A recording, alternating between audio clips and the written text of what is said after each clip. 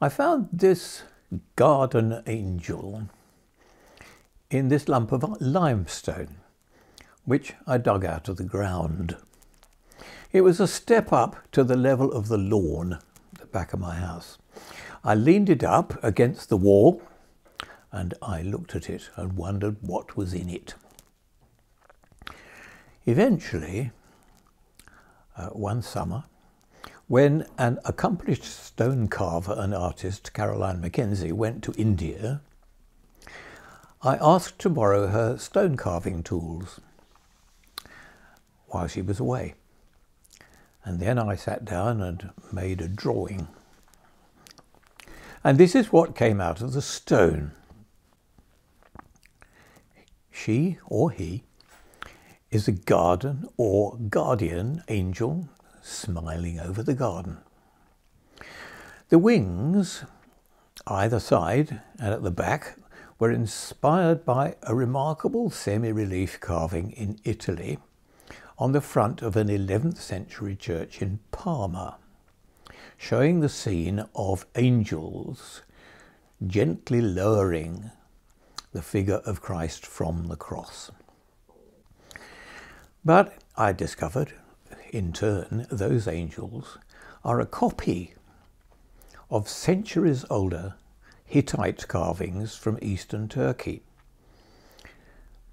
Well, she or he is blessing us and the garden, which, as you can see, is blessed with a remarkable tree called a clerodendron.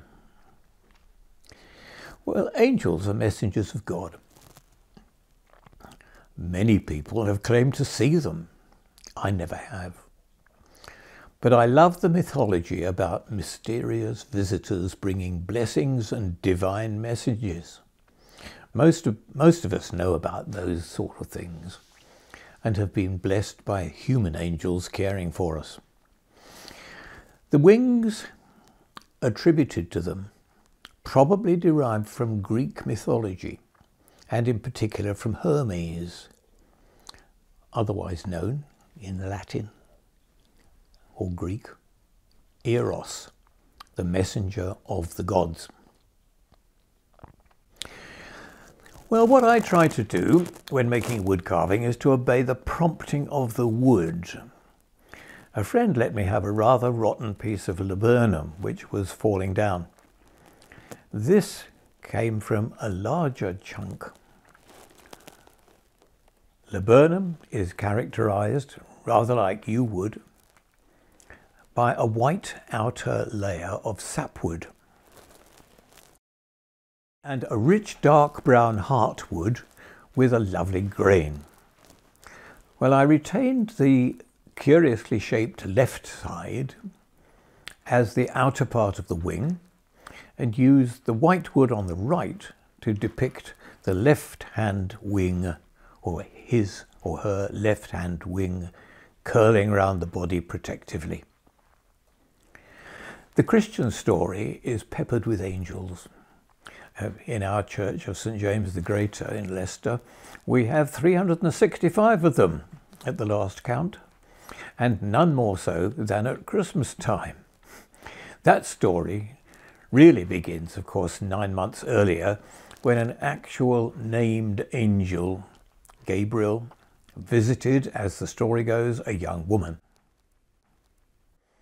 My next carving is possibly an illustration, but it was not conceived as such.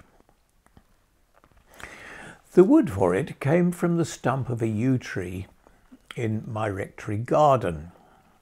I realized that the originally white sapwood of the outer part of the tree under the bark, with its wonderful natural curve, would make a fine pair of wings. The figure of the young woman was inspired by the shape of a young yoga teacher, which I had sketched after a yoga session. As I removed the wood and created the inside curvature of the wings, I realized I could actually play with the grain until it looked right.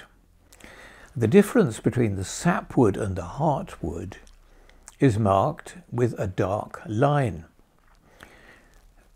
Interestingly enough, a rusty gas pipe ran under the roots of the tree. The iron oxide from this was leached upwards with the sap, and I've used this natural line to define the sleeve of the angel as well. So it was originally just an angel and a young woman, but when people saw it they said, "Oh, it is the Annunciation of the angel Gabriel to the Blessed Virgin Mary." And of course it can be that as well, but I prefer the simple truth of a divine messenger gently addressing a young woman. I have been greatly inspired by the work of Peter Eugene Ball. Well, you can see his sculptures in many cathedrals and churches. Years ago, I couldn't resist his lovely sculpture of the Virgin and Child, and I bought it. Peter Ball has this unique style. He collects interesting bits of old timber. In this case, a piece of charred marine timber from the seashore, complete with a few barnacles. Then he carves a head, glues it on, and employs a secret method to cover it with a thin sheet of metal. Well, I've never found out actually how he does it. In this case, he uses copper. And he allows it then to be weathered to give it a greenish tinge. And he gives her a halo in gold leaf. Here, as a result, is a beautifully contemplative sculpture, cleverly suggesting the mother's embrace. The appropriate gospel verse at the end of St. Luke's story of the birth of Jesus is this: "But Mary treasured all these words and pondered them in her heart." Pondered them. Of course, none of this Christmas story would have been remembered if Jesus had not gathered 12 men around him, taught and healed and preached and prophesied, and then been arrested, tortured and crucified, and then, astonishingly, been raised from death. I'm so astonished by this claim that I'm trying to carve a version of a famous icon image of the resurrection of Jesus.